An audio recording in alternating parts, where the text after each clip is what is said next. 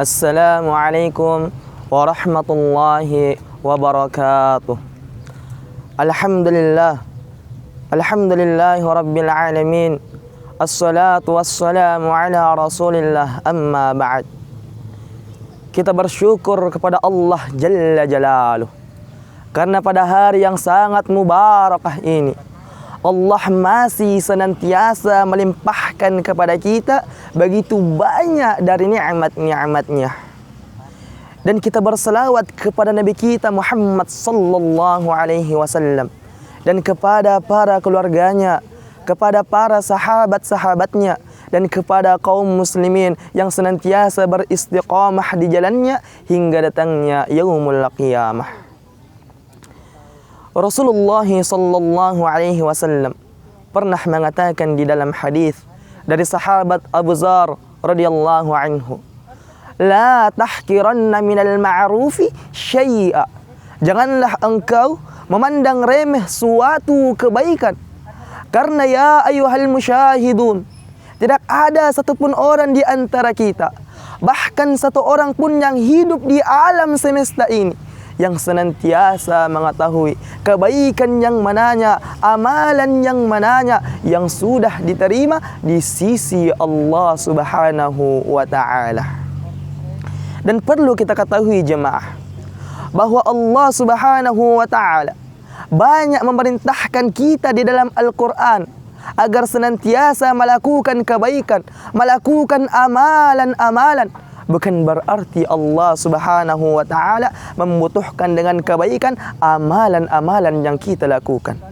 Akan tetapi ya ayyuhal musyahidun, kitalah yang membutuhkan kebaikan tersebut agar dengannya kita bisa mendapatkan kunci untuk bisa membuka pintu syurganya Allah Subhanahu wa ta'ala.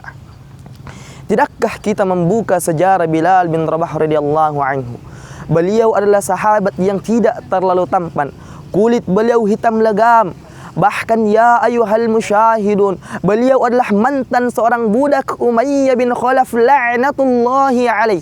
Akan tetapi tatkala Rasulullah sallallahu alaihi wasallam melakukan Isra' Mi'raj, naik ke langit ketujuh, Rasulullah sallallahu alaihi wasallam kemudian mendengarkan suara trompa Bilal di syurganya Allah Subhanahu wa ta'ala.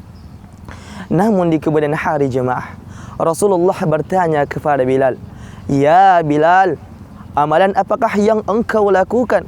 Kenapa pada saat aku melakukan Isra' Mi'raj, aku mendengarkan suara terompamu di syurganya Allah?"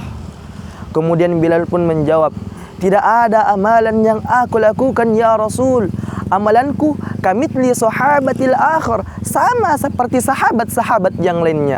Hanya saja," kata Bilal, "setelah ia menaikkan salat, setelah ia melakukan wudu, ia kemudian bangkit untuk melaksanakan salat sunnah 2 rakaat." Subhanallah jemaah. Amalan yang kecil, amalan yang mungkin dianggap biasa-biasa saja oleh para sahabat-sahabat yang lainnya.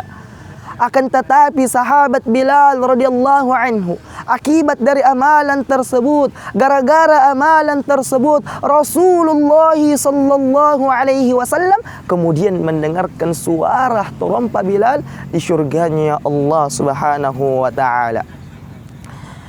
Maka dari itu jemaah, marilah senantiasa kita melakukan kebaikan-kebaikan. Karena setiap perbuatan yang kita lakukan di alam semesta ini, baik itu berupa kebaikan maupun berupa keburukan, maka pasti dan pasti akan dibalas oleh Allah Subhanahu wa ta'ala. Faman ya'mal mithqala dzarratin khairan yarah. Maka barang siapa yang melakukan amalan, meskipun amalan tersebut sekecil biji darrah, maka pasti ada balasannya. Maka begitupun pula sebaliknya, wa man ya'mal mithqala dzarratin syarran yarah. Maka barang siapa yang melakukan keburukan, walaupun keburukan tersebut sekecil biji darah, maka pasti dan pasti ada balasannya. Mungkin itu saja tausiah singkat yang dapat kami bawakan. Assalamualaikum warahmatullahi wabarakatuh.